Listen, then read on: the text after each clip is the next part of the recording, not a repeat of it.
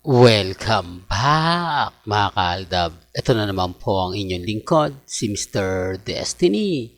At magbibigay po tayo ng pinakamainit na update po ngayon sa social media mga kaaldab. Ito yung sinasabi ko na hindi nila naiintindihan mga kaaldab. Na kung saan trending na naman po number 1 ang Aldab. Real talk to mga kaaldab. Sabi ko nga po sa inyo, dito po sa channel ni Mr. Destiny, kung ano lang naman po yung latest, kung ano lang naman po yung trending, doon lang po tayo. Sa mga tao magre-react, sa mga tao magkokomento, ito po ang patunay na si Mengay po, clone lang po. Sa dami po nilang pumunta, si Mengay po lumiit. No? Ang laki ng iniliit ni Mengay. Akala nyo kasing laki na lang siya ni Raisa. Pero kung titignan nyo, mas matangkad po si Ibiang. Mas matangkad po si Mengay kay Ibiang. Di po ba? Hindi naman po siguro masyadong... Ito mga kaaldab, nakabota pa yan ha. Partida, nakaboots pa yan dahil malamig nga po dyan sa Baguio. Ano ba yan, Mr. Des, sa Japan? Pansin nyo rin naman po rito sa isang update. Di po ba?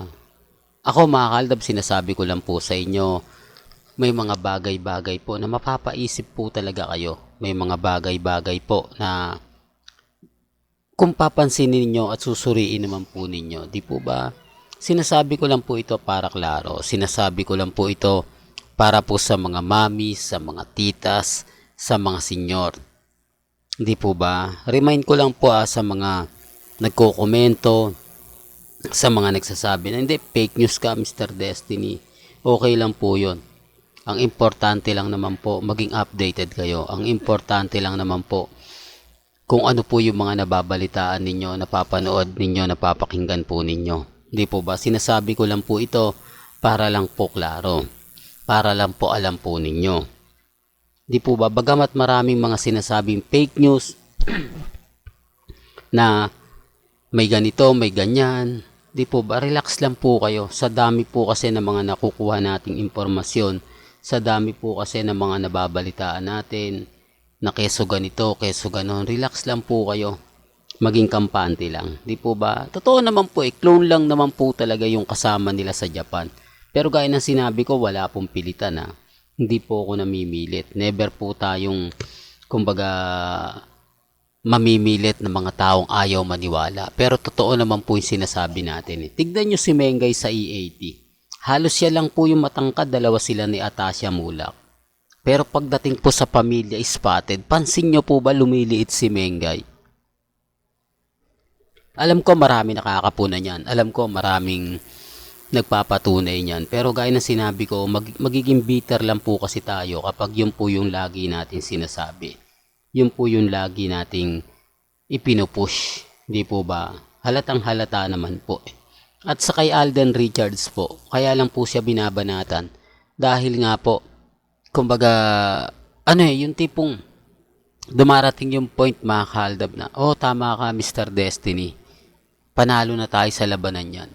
Panalo na tayo dahil inilalabas na nga po ni Alden Richards lahat-lahat ngayong 2023. Siguro ang pinupunto niya rito pagpasok ng 2024.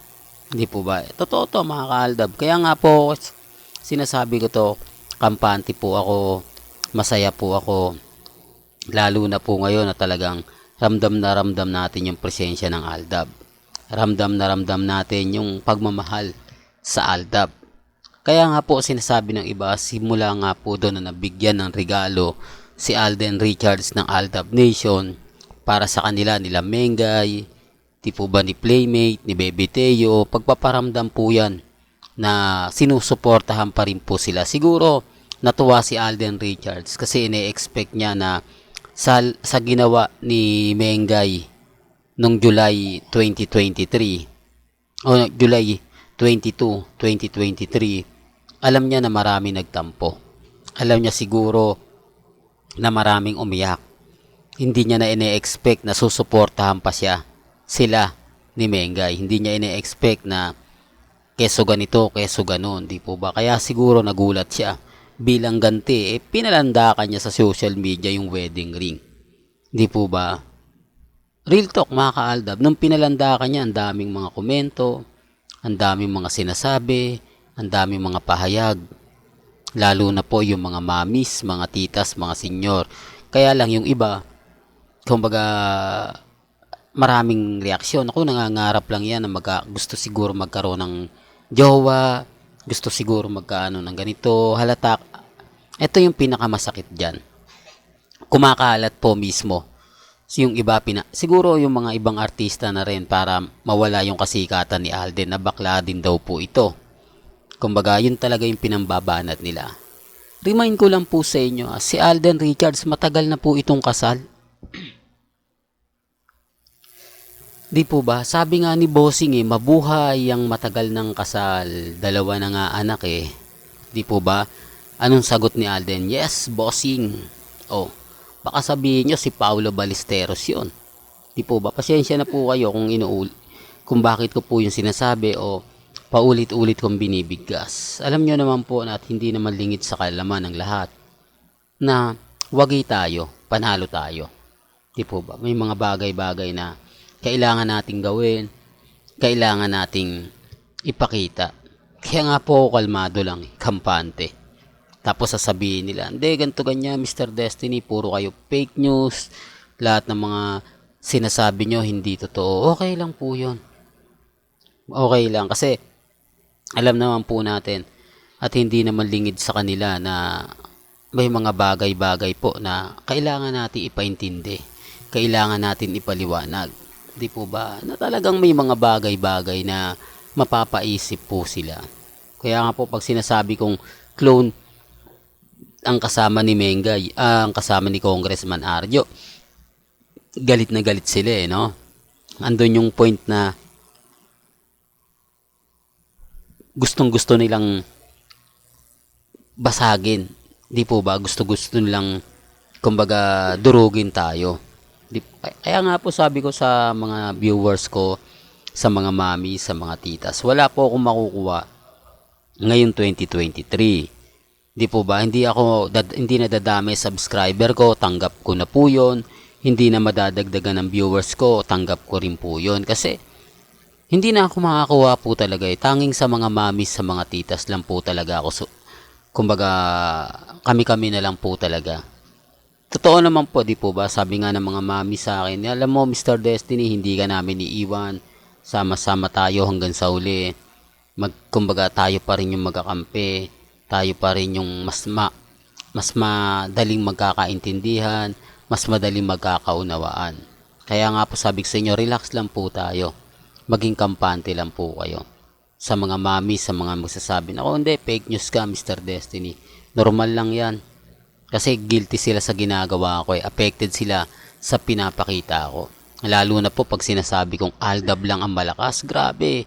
Talagang andyan yung point na gusto nilang manakit, gusto nilang kumbaga durugin tayo, pero hindi po sila nagtatagumpay. Hindi sila kumbaga nananalo. Kaya nga po ang daming nagsasabi sa atin na nakakainggit ang Aldab.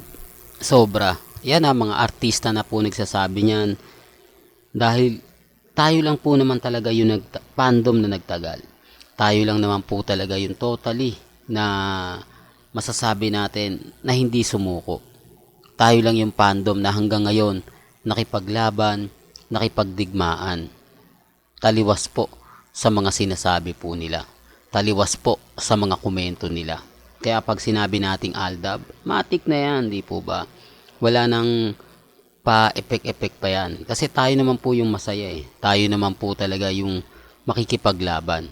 Kaya dun sa mga mami, sa mga tita, sa mga senyor na magsasabing, fake news yan si Mr. Destiny. Okay lang.